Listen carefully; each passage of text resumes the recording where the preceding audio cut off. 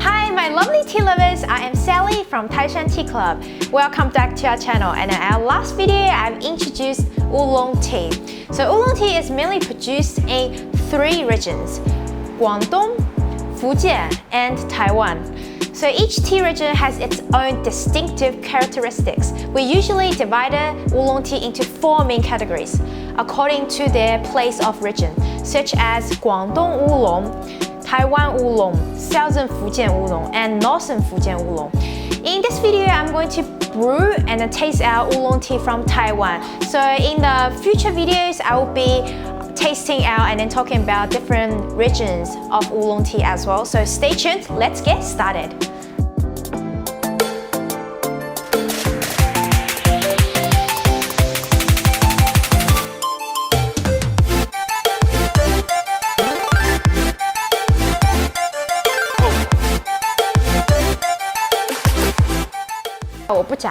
Okay. So as we've mentioned in the last video, the lightest and the heaviest fermented teas are come from Taiwan. And depending on the degree of fermentation, they can be divided into Baozhong tea, High Mountain Oolong, and Baihao Oolong. So the first Taiwan Oolong tea I'm going to talk about is the Oriental Beauty Tea. It is a famous tea unique to the Taiwan, also known as Pengfeng tea. The Oriental Beauty is the specialty tea of Beifu and Emei in Taiwan Hsinchu. And it is one of the most deeply fermented teas among semi-fermented teas, with an average fermentation rate of 60%. And some can even ferment 75 to 85%, with various characteristics similar to black tea.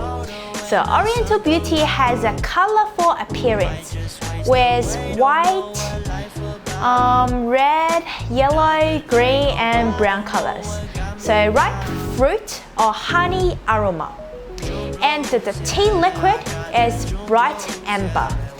It was popular in Europe and the United States from 19,000 to 1940, and then became a tribe to the British royal family. So it was named Oriental Beauty by the British Queen. So you can take a look at the texture of the dry tea. You can see the white fuzz on it clearly. Okay, so now let's get into the brewing of the Oriental tea. Oh, excited. So now I've prepared some Oriental Beauty tea here. See, it's already in the gaiwan and about 1/5 of the gaiwan. So you can pour a little bit more than the 1/5, but yeah, it depends on you. I think this is the right amount. And today I'm using the porcelain gaiwan to brew the Oriental Beauty. And now I have some boiling water here. I've already boiled them. This water temperature is around 100 degrees. Here's a little tip. You can pour the water into the furnace jack and then wait a little bit till it cools down to around 80 to 85 degrees. Should be a good temperature, and then you can pour into the gaiwan. So maybe wait around 1 minute should be enough. So now we've waited for 1 minute, and then now let's see if the temperature is alright. Yeah, I think that's about the right temperature, 80 degrees. Yep. And then let's pour the water into the gaiwan. So here's a little tip when you're brewing. So because the Oriental Beauty has white fuzz on the leaves, so when you pour the tea, I recommend to pour along the walls, gaiwan walls, so not directly onto the tea. So when you're pouring onto the walls, it can ensure the tea soup to be clear and bright. So now let's try out. Just like that. And then I will wash the tea first.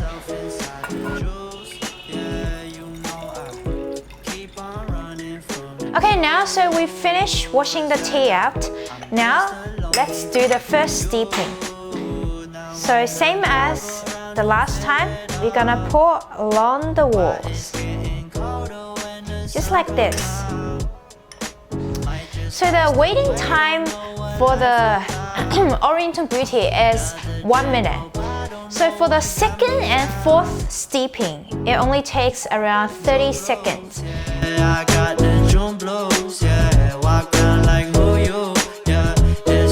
So, and for the Oriental Beauty, it can be brewed 8 to 10 times. We have outlined the approximate brewing time above, so you can increase or decrease the steeping time according to your own preferences. So now I think it's 1 minute, and then I can pour it out, see how it goes. Exciting. Ooh, love that color. Now let's try it out. Let's see how it tastes. Exciting. Okay, so one is for Olivia and one is for myself. Okay, Olivia, try it out, okay? All good. I just wanna know now. Okay, now let's try out the Oriental Beauty. Let's smell it first. I feel like it smells like nature, flower smell. What do you reckon, Olivia? Fruit? Also honey? Yeah, smell that, yeah. Yeah, fruit, honey, in my opinion, nature smell, yeah. Let's try it first. I feel like that's flower taste. I feel like it has a little bit honey and flower taste. It's pretty refreshing. Yeah, I love that, yeah. Compared to the other oolong tea, I like this one better because it's not as strong. Not like a man. This one feels more like a gentle girl feeling. Love that. And then as you can see, as you can see, the soup color is orange yellow and has a honeyed ripe fruit flavor, so reminiscent of some black teas.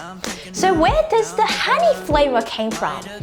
So that's a good question. It is a beautiful surprise that the flavor comes from the bite of an insect, a small green monolithic cicada that bites the leaves, which secret are substances to protect yourself from the invasion, which is one of the sources of its flavor. So because Oriental Beauty is made from young buds, the tea has a moist, naturally ripe, fruity and honey-like taste with a sweet, aromatic scent. So the lingers on the palate. So that's the whole background of the Oriental Beauty. I love that, yeah. Let me drink some more. Ooh, love the taste. It's so refreshing. So the method of tasting Oriental Beauty can be divided into a top note, a middle note, and a bottom note. 3 notes.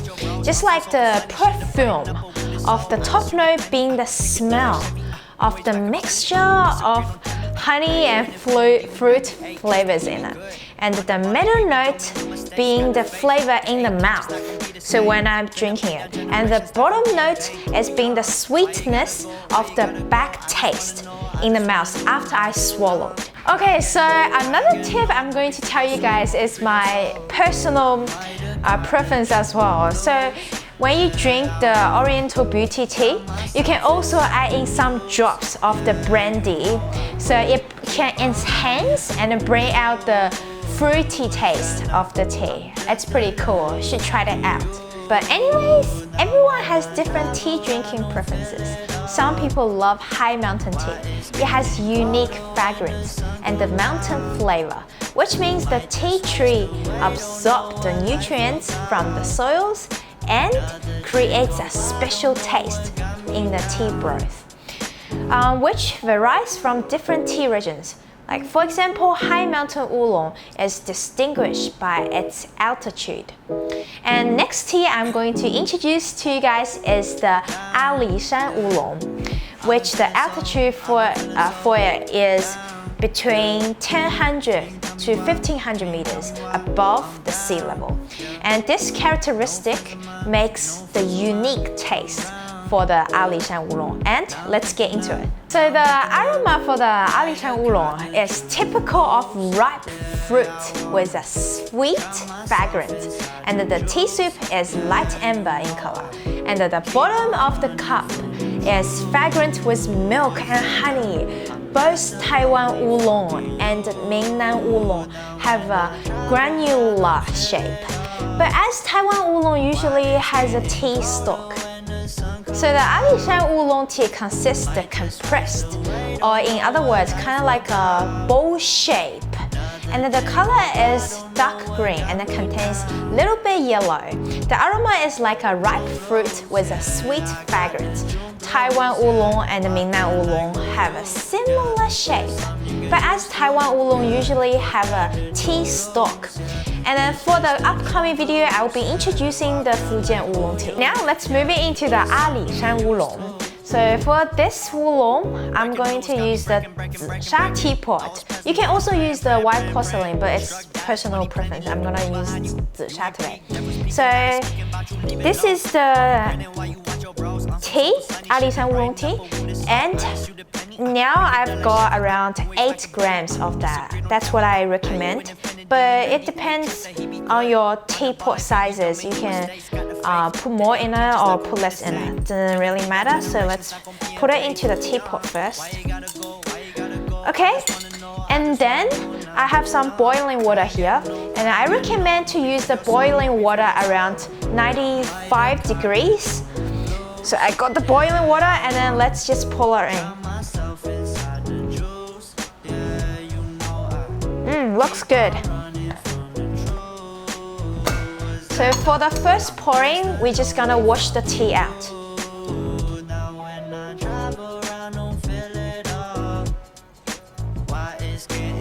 Okay, so we've washed out the tea now. Let's do the first brewing.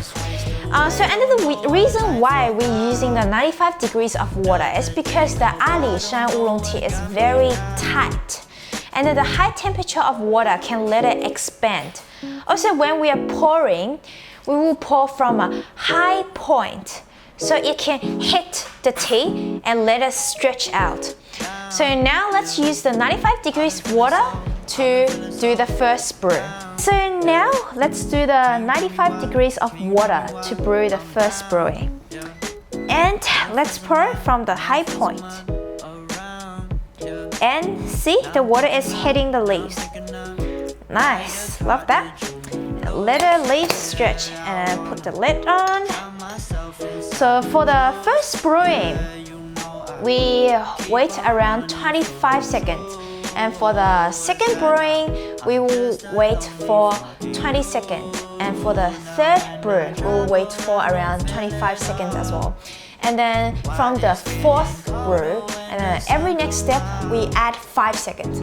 Every next brew, we add 5 seconds. Like for example, fourth step, we do 30 seconds. And then fifth step, 35 seconds, and then so on. So now it's 25 seconds now. We will pour the tea soup out, and let's try it out. It's just the drum blows, yeah. Walk around like who you, yeah. Just something you get used to. Okay, now let's have a taste of the Alishan Oolong tea. Let's try it out. I really like the color of the soup though. It's very clear and then soft. Let's have a taste.